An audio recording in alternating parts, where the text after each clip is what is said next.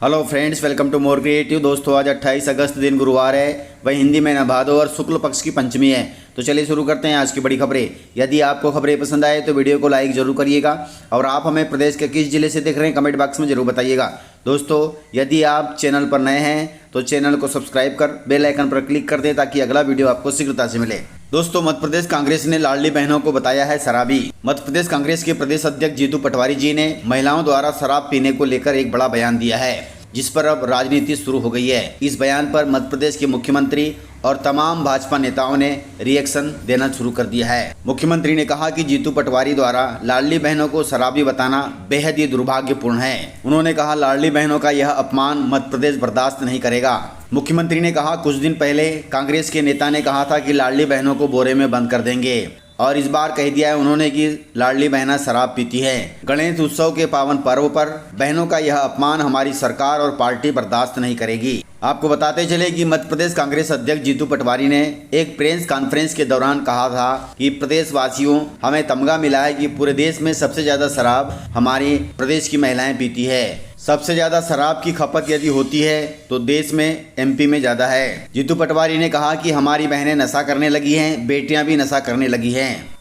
इस प्रकार जीतू पटवारी जी ने लाडली बहनों को लेकर बयान दिया था। अब इस बयान पर सियासी पारा चढ़ा हुआ है। कांग्रेस का यह बयान कांग्रेस को दिक्कत दे सकता है। दोस्तों, मध्य प्रदेश के 2 शिक्षकों को मिलेगा राष्ट्रीय शिक्षक पुरस्कार। दोस्तों, मध्य प्रदेश के 2 शिक्षकों को 5 सितंबर को अर्थात शिक्षक दिवस के अवसर पर राष्ट्रीय शिक्षक पुरस्कार 2025 से सम्मानित किया जाएगा। यह घोषणा केंद्र सरकार के स्कूल शिक्षा विभाग ने की है। दोनों शिक्षक 5 सितंबर को राष्ट्रपति द्रौपदी मुर्मू के जरिए नई दिल्ली में सम्मानित किए जाएंगे। इन शिक्षकों को यह पुरस्कार शिक्षा के क्षेत्र में उनके योगदान और नवाचार के कारण दिया जा रहा है। इन शिक्षकों में दमोह जिले की प्राथमिक शिक्षक शीला पटेल और आगरमालवा जिले के माध्यमिक शिक्षक भेरूलाल ओसारा शामिल हैं। इन दोनों को 5 सितंबर को राष्ट्रपति द्रौपदी मुर्मू सम्मानित करेंगी। इन शिक्षकों ने अपने उत्कृष्ट कार्यों से मध्य प्रदेश का नाम रोशन किया है, जिससे प्रदेश को गर्व महसूस हो रहा है। यदि आप भी शिक्षक हैं तो ऐसे ही काम करें ताकि अगला नाम आपका हो। मध्य प्रदेश में लाडली बहना योजना में हो रही है बड़ी धांधली। मध्य प्रदेश महिला एवं बाल विकास विभाग के आंकड़ों के अनुसार लाडली बहना योजना में महिलाओं की संख्या में लगातार उतार चढ़ाव देखा जा रहा है। अर्थात कुछ महीने में लाडली बहनों की संख्या बढ़ जाती है तो कुछ महीनों में यह संख्या घट जाती है, जबकि इसके लिए नए पंजीयन भी अभी नहीं हो रहे हैं। फिर भी ऐसा क्यों हो रहा है? बड़ी सोचनीय बात है। सितंबर 2023 में योजना से 6 लाख नए नाम जुड़े थे।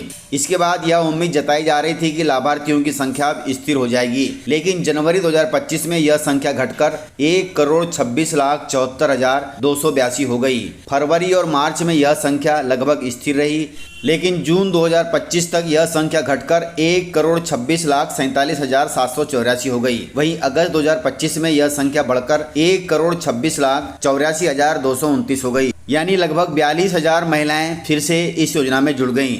बिना नए पंजीयन के यह कैसे संभव हो सकता है? बड़ी सोचनीय बात है।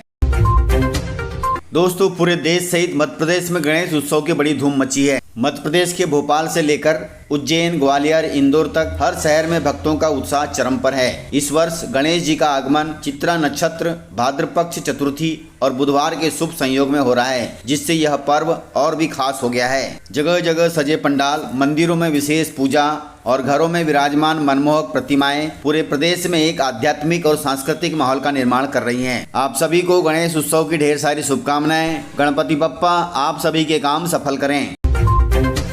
दोस्तों, मध्य प्रदेश के स्कूलों से 50 लाख छात्र हुए गायब।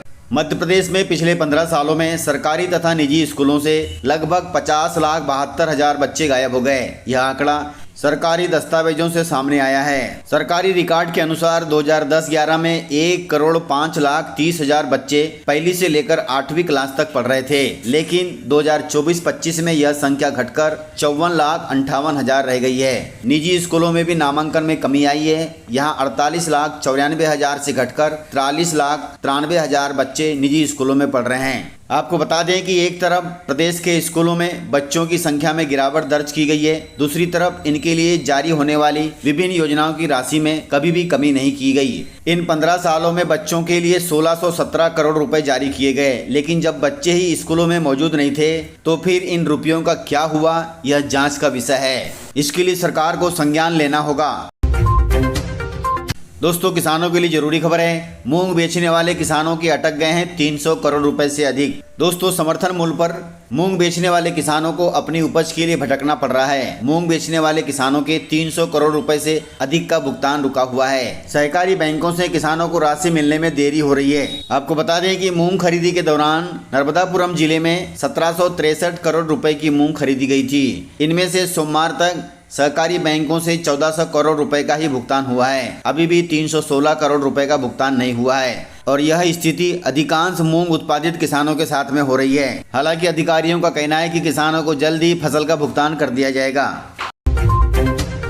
दोस्तों मानसून को लेकर बड़ा अपडेट आया है। मौसम विभाग ने दी है बड़ी चेतावनी। मध्य प्रदेश में इस समय बारिश का स्ट्रांग सिस्टम कमजोर पड़ गया है, लेकिन 28 अगस्त से नया सिस्टम फिर एक्टिव होगा। इसके चलते प्रदेश के दक्षिणी हिस्सों में फिर से तेज बारिश का दौर शुरू होगा। मौसम विभाग ने चेतावनी दी है कि 28, 29 और 30 अगस्त को प्रदेश के दक्षिणी हिस्सों में अच्छी खासी बारिश हो सकती है। दोस्तों हाल ही के दिनों में बारिश ने उत्तराखंड तथा जम्मू कश्मीर में भारी तबाही मचाई है। वहाँ काफी लोगों की जान माल की हानि हुई है। दोस्तों पर्यटन के क्षेत्र में मध्य प्रदेश हुआ आगे, जो कि हम प्रदेश वासियों के लिए बड़े गर्व की बात है। दोस्तों इस संबंध में केंद्रीय मंत्री शेखावत ने मध्य प्रदेश की तारीफ की है। उन्होंने कहा कि आज पर्यटन को बढ़ावा देने, पर्यटकों को सुविधाएं देने के लिए, अवसर बढ़ाने के लिए राज्यों के बीच प्रतिस्पर्धा है। हर राज्य एक दूसरे से बेहतर करने का प्रयास कर रहा है। उन्होंने कहा कि पहले टूरिज्म सेक्टर में राजस्थान की इन्वेस्टमेंट पॉलिसी को बेस्ट माना जाता था, लेकिन अब मध्य प्रदेश ने राजस्थान को पीछे छोड़ दिया है। कुल मिलाकर पर्यटन के क्षेत्र में हम अच्छा काम कर रहे हैं।